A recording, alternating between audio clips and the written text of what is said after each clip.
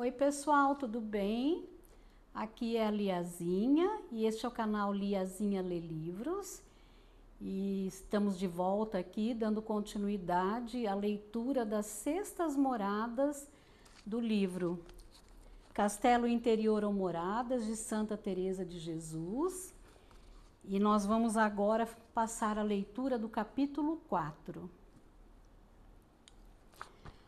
Como o Senhor suspende a alma na oração mediante os arroubamentos, êxtases ou raptos, nomes que parecem designar a mesma coisa. Como é preciso grande coragem para receber altas mercês de Sua Majestade.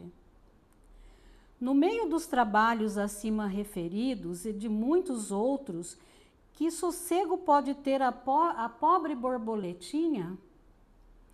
Tudo serve para aumentar-lhe os desejos de rejubilar-se no esposo. Sua Majestade, como bom conhecedor de nossa fraqueza, e vai habilitando por esses meios e por outros vários, tudo para que se anime a unir-se com tão grande Senhor, tomando-o por esposo. Certamente rireis do que digo, tendo-o por desatino. Qualquer um de vós julgará não ser necessário que o esposo nos infunda ânimo. Direis que não há mulher, por mais baixa que seja sua condição, a qual falte coragem para desposar-se com um rei. Com relação aos reis da terra, concordo, mas com o rei do céu, asseguro-vos, é necessário mais do que pensais. Nosso natural é muito mesquinho e tímido para tão sublime dignidade. Tenho como certo que se Deus não infundisse coragem, seria impossível tão grande ousadia, por mais evidentes e vantajosos que fossem os proveitos. Vede, pois, o que faz Sua Majestade para concluir este noivado. Segundo me parece, é nessa ocasião que favorece a alma com arroubamentos que a tiram dos sentidos. Se a alma conservasse o uso dos sentidos ao ver-se tão perto da imensa majestade, talvez não pudesse conservar a vida. Refiro-me a arroubamentos verdadeiros e não a fraqueza de mulheres, como por vezes sentimos. Tudo logo nos parece raptos e êxtases, e como julgo ter dito atrás, a natureza tão débeis que numa simples oração de quietude parecem morrer. Como tenho tratado com tantas pessoas espirituais, quero consignar aqui algumas espécies de arroubamentos que tenho notícia. Não sei se acertarei como em outra parte em que escrevi sobre este assunto e sobre outros aqui referidos. É uma citação que foi feita no capítulo 20 do livro dela Vida. Por certas razões, parece-me conveniente repeti-los, para juntar tudo quanto diz respeito a estas moradas. Há uma espécie de arroubamento em que, mesmo fora da oração, a alma é atingida por alguma palavra de Deus que ouve ou recorda. Parece que Sua Majestade se deixa mover de piedade, vendo-a padecer tanto tempo a desejá-lo. Do íntimo da alma onde se acha, ele faz crescer a fagulha de que já falamos, abrasando-se toda como outra fênix. A fênix é uma ave mitológica que se atirava às chamas e renascia das cinzas.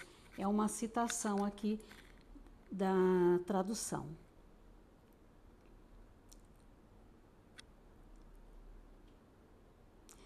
A alma ressurge com vida nova.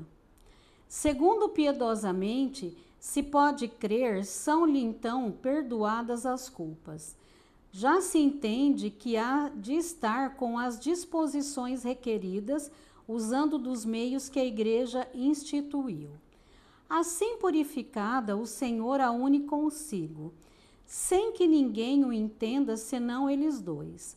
a própria alma não entende de forma a poder explicá-lo depois, embora não esteja privada das faculdades interiores.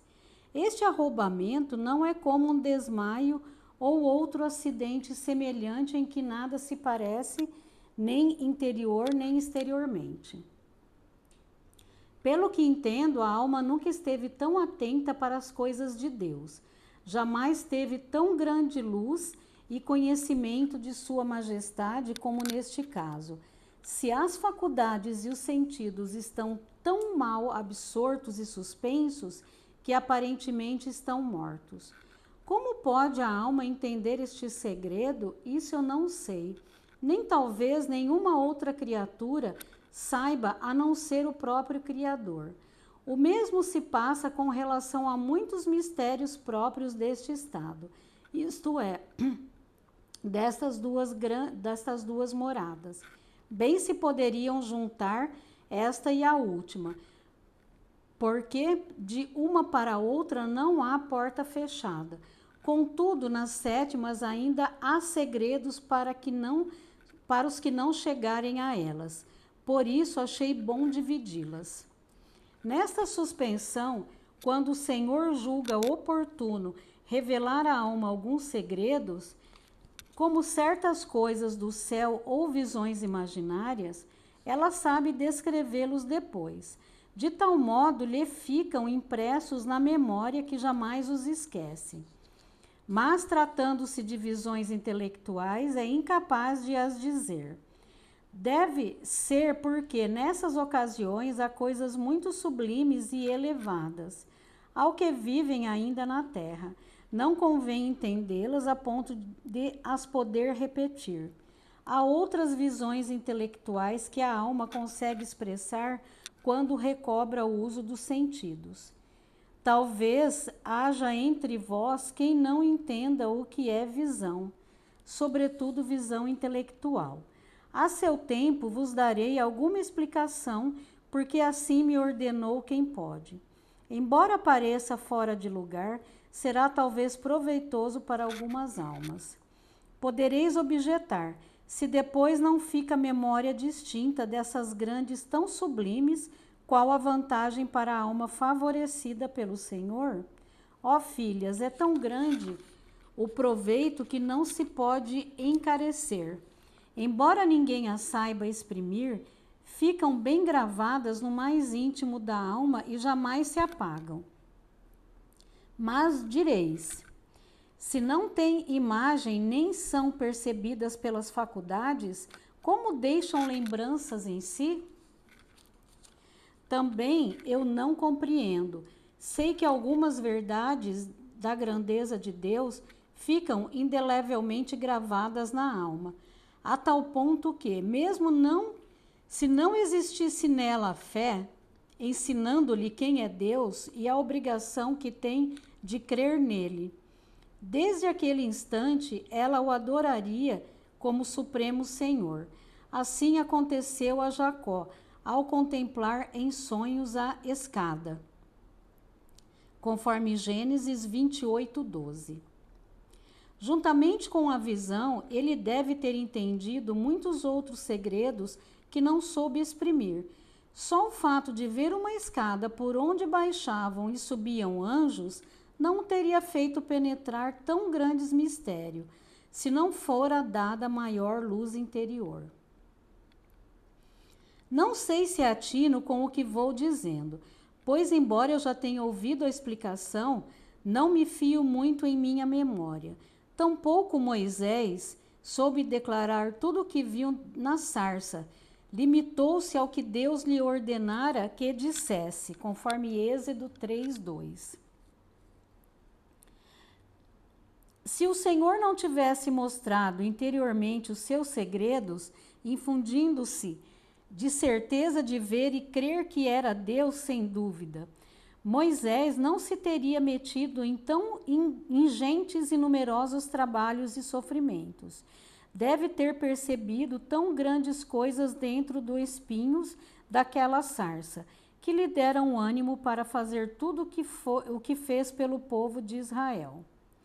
Por conseguinte, irmãs, quando se trata dos ocultos desígnios de Deus, não havemos de buscar razões para os entender. Antes devemos crer em evidências que Ele é onipotente e que uns vermezinhos e tão limitadas capacidades como nós não estão à altura de compreender as divinas grandezas. Louvemos muito ao Senhor por nos dar a conhecer algumas delas. Estou querendo ver se acerto com uma comparação que esclareça um pouco isto que vou dizendo, mas não acho alguma que me sirva. Contudo, usarei a seguinte: imaginemos entrar num aposento de um rei, de um grande senhor, onde se conservam inúmeros objetos de valor, muitos jarros de cristal e de porcelana de todos os feitios. Estão arrumados com tal ordem que se veem quase todos logo ao entrar. É o que chamam de camarim, creio eu. Levaram-me uma vez a uma dessas salas na casa da duquesa de Alba. É que tive que pousar lá, de volta de uma viagem, por obediência a meus superiores. Atendiam eles aos rogos insistentes dessa senhora. Ao entrar, fiquei surpreendida. Considerava comigo mesma para que poderia servir toda aquela barafunda de coisas. Pareceu-me que dessa diversidade de objetos se poderia tirar o motivo para louvar ao Senhor. Agora estou achando graça, ao ver como o camarim me foi útil para dar-me a entender aqui. Estive ali algum tempo, mas era tanto que se me oferecia à vista que logo esqueci tudo, a tal ponto que nenhuma daquelas peças me ficou na memória, nem sou capaz de dizer qual o feitio delas. É como se nunca as tivesse visto, mas em conjunto recordo-me do que vi.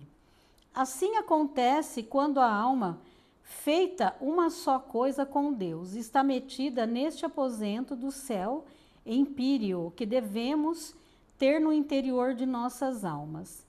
Se Deus habita em nós, claro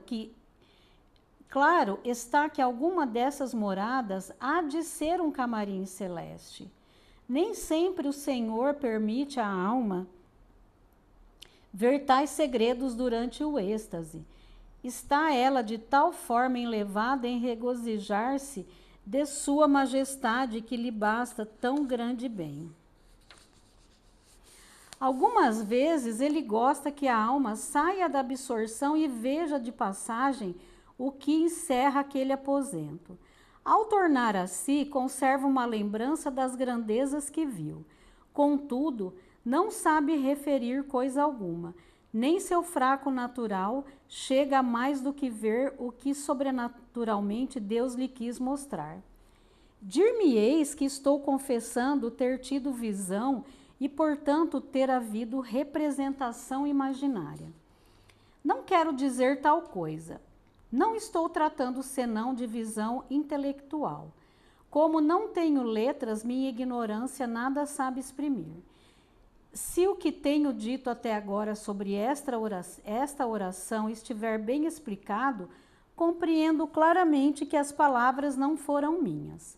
Tenho para mim que não se trata de verdadeiros êxtases se a alma a quem o Senhor dá arrombamentos não entende vez por outra esses segredos. Terá sido alguma fraqueza natural própria de pessoas de compleição débil, como nós mulheres.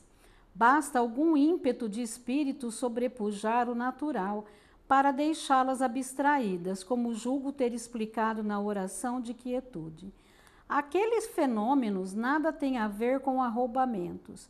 Nesse, crede-me, Deus rouba a alma inteira para si.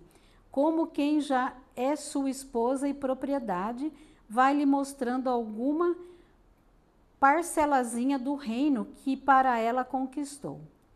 Por mínima que seja, essa parcelazinha é imensa, como tudo o que há neste grande Deus.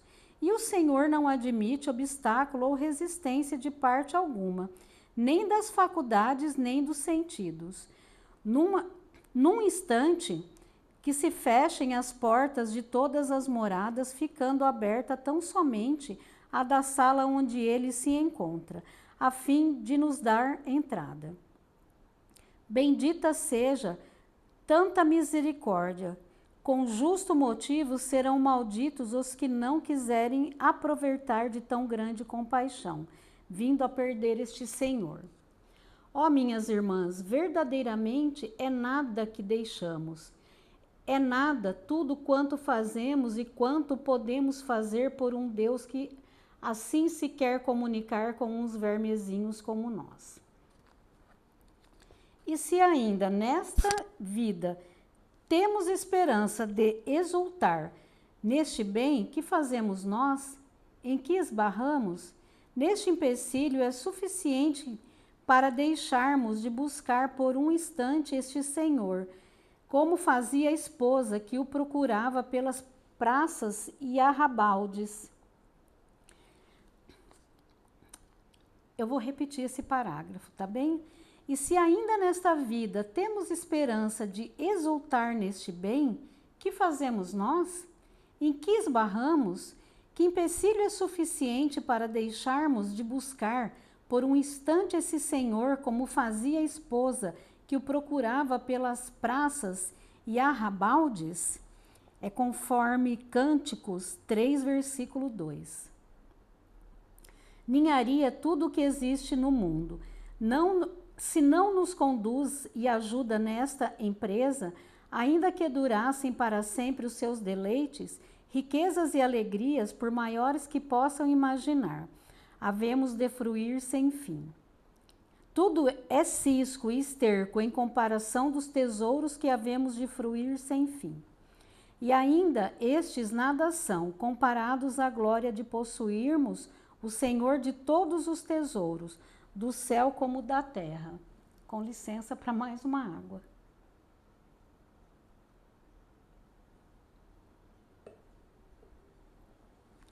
Ó cegueira humana, até quando permaneceremos com os olhos cheios de terra? Mas entre nós vejam uns argueirozinhos, uns pequenos defeitos, embora não seja tanta terra, a ponto de cegar-nos totalmente. Se os deixarmos crescer, todavia, bastarão para causar-nos grande dano. Pelo amor de Deus, não seja assim, irmãs. Aproveitemo-nos das próprias faltas para conhecermos a nossa miséria. Dessa forma, elas nos darão melhor vista, como o lodo com o que nosso esposo curou o cego. É conforme João 9, de 6 a 7. E vendo-nos tão imperfeitas, redobremos nossas súplicas ao Senhor, para que tire de nossas misérias sua glória, a fim de em tudo contentarmos sua majestade. Sem reparar, apartai-me do assunto. Sem reparar, apartei-me do assunto. Perdoai-me, irmãs, crede que, chegando a estas grandezas de Deus, quero dizer, a falar delas, não posso deixar de condoer-me enormemente ao ver quanto perdemos por nossa culpa. É verdade que o Senhor dá esses favores a quem lhe apraz. Contudo, os concederia a todas vós, se amássemos sua majestade como ele nos ama. Outra coisa, não deseja senão ter com quem partilhar suas riquezas, que não diminuem por mais que as reparta. Volto, pois, ao que dizia. Querendo arrebatar a alma, o esposo manda cerrar as portas das moradas e mesmo as do castelo e da cerca. Isso é um termo arcaico que designa a chácara do mosteiro, é uma nota aqui na tradução. De fato, quando começo o rapto, ela perde o fôlego. a tal ponto que mesmo quando conserva por um pouquinho de tempo os outros sentidos, como acontece algumas vezes, não pode absolutamente falar. De outras vezes, perde todos os sentidos de repente. Esfriam-se-lhes as mãos e o corpo, de modo que parece não ter mais vida. Nem se sabe se ainda respira. Dura pouco tempo sem mudança. Diminuindo um pouco a suspensão, parece que o corpo vai tornando a si e cobrando alento. Mas logo torna a morrer para dar mais vida à alma. Contudo, esse êxtase tão grande não dura muito. Acontece, porém, ainda depois de passado, ficar a vontade tão absorvida e o intelecto tão fora de si, que assim permanece durante um dia todo e até vários dias. Ao que parece, a alma não está em condições de se aplicar a outra coisa senão aquilo que lhe desperta a vontade de amar. Para isso está bem desperta, mas permanece adormecida para tratar com qualquer criatura ou apegar-se a ela.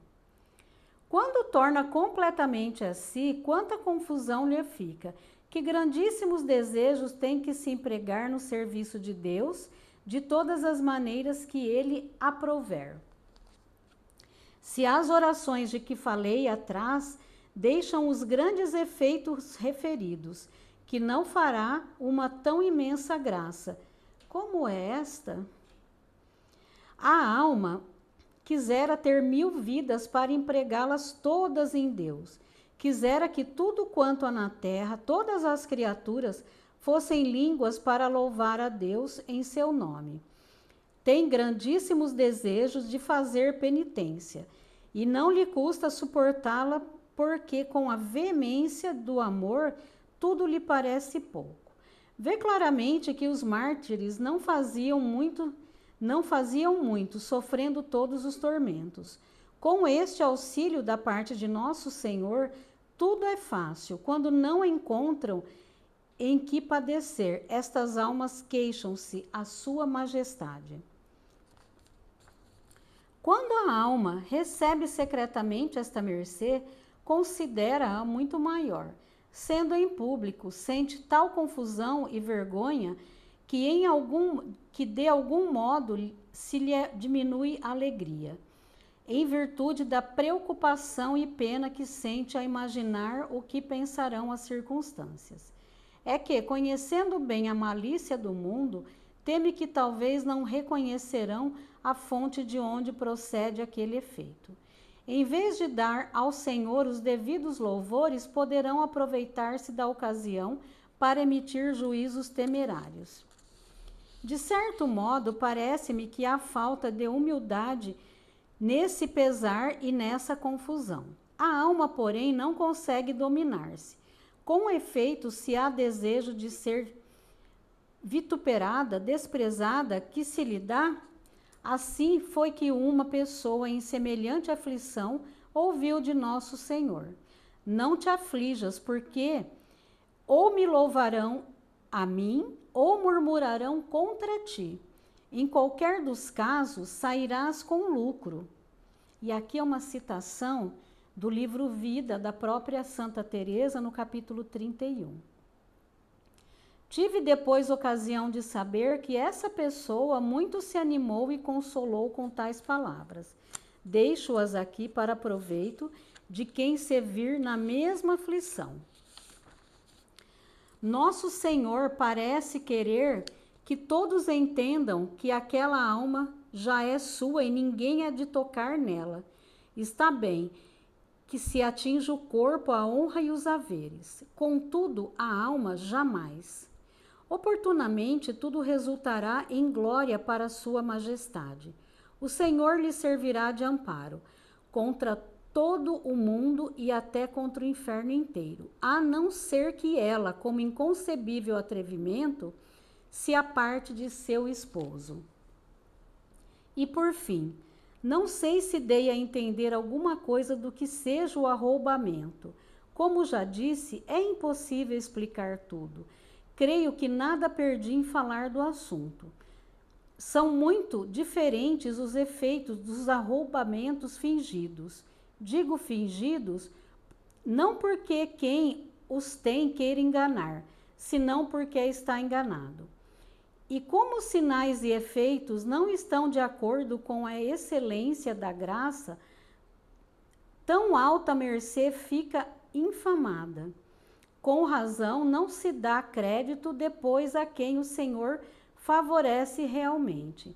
Seja ele para sempre bendito e louvado. Amém, amém. E chegamos ao final do capítulo 4 das Sextas Moradas. Se essa mensagem chegou até você e tocou o seu coração, se inscreva no nosso canal. E assim também compartilhe com aqueles que não têm acesso à leitura deste livro, tá certo? E dê um like, curta, comente. E nós ficamos por aqui e até o próximo vídeo. Até já, pessoal!